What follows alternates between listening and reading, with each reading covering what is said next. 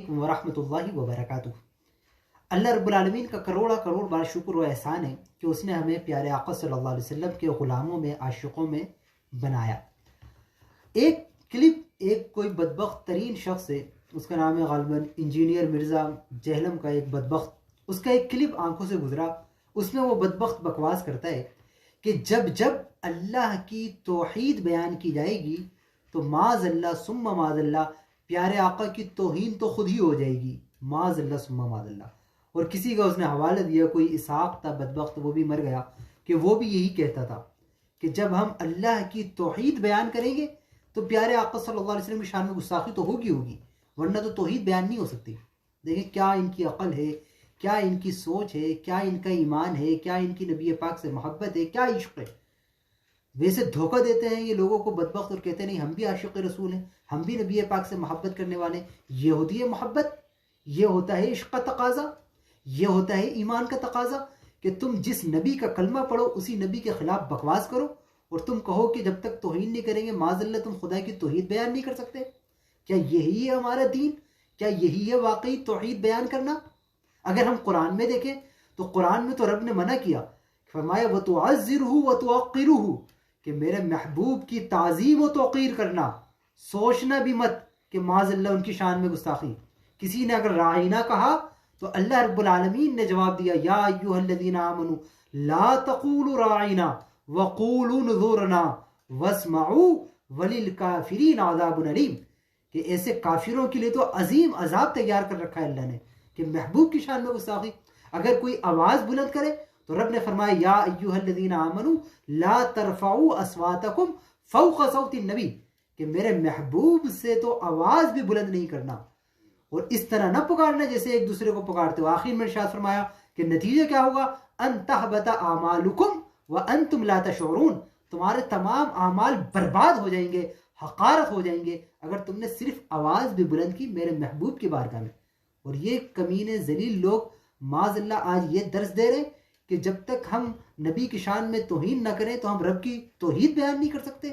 یہ ایسا کفر اور شرک والا عقیدہ اب لوگوں میں پھیلایا جا رہا ہے، اور افسوس کی بات ہے کہ لوگ ان کو سن بھی رہے ہیں اور لوگ ان کو سمجھ رہے ہیں کہ ہاں بھئی یہ بات بھی سنی جائے اور یہ بھی کچھ صحیح کہہ رہے ہیں۔ معاذ اللہ ثم معاذ اللہ، آپ غور تو کریں، قرآن تو کہتا ہے وَلِلَّهِ الْعِزَّةُ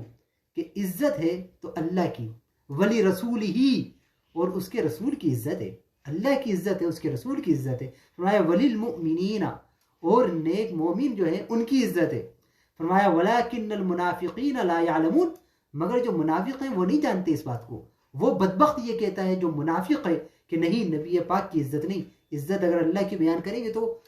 قرآن میں جس کو سورہ توحید کہا جاتا ہے وہ سورہ اخلاص،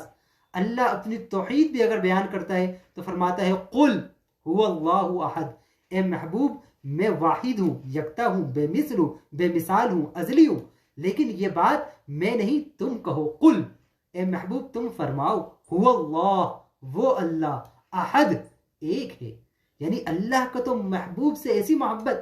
وہ رسول اللہ کی شان بیان کرے قرآن میں، اور تم کہو مردود و ملعون کہ ہم جب تک کہ توہین نہ کریں خدا کی توحید بیان نہیں کر سکتے۔ دلائل النبوہ میں ایک حدیث پاک ہے اور بھی کئی سیرت کی کتب میں، حضرت عثمان غنی رضی اللہ تعالیٰ عنہ کو جب بھیجا گیا حدیبیہ کے مقام پر، روک لیا گیا مسلمانوں کو، پیارے آقا بھی شامل تھے، حضرت عثمان غنی گئے، جب گئے تو ان کفار قریش سے معاہدہ ہوا۔ کفار قریش نے کہا 6 ہجری کا واقعہ ہے کہ حضرت عثمان غنی سے کہا کہ آپ آ گئے، کعبہ موجود ہے، آپ کر سکتے ہیں طواف، آپ طواف کر لیں کعبے کا، آپ صفا و مروہ کی صحیح کر لیں، قربان جائیں اس امام عشق پر، حضرت عثمان غنی کی محبت پر، کہ حدیث پاک کے الفاظ ہیں حضرت عثمان غنی نے جب واپس آئے تو ان سے پوچھا کہ آپ نے تو کعبے میں طواف کر لیا ہوگا، آپ نے تو صفا و مروہ کی صحیح کر لی ہوگی۔ تو حضرت عثمان غنی نے کہا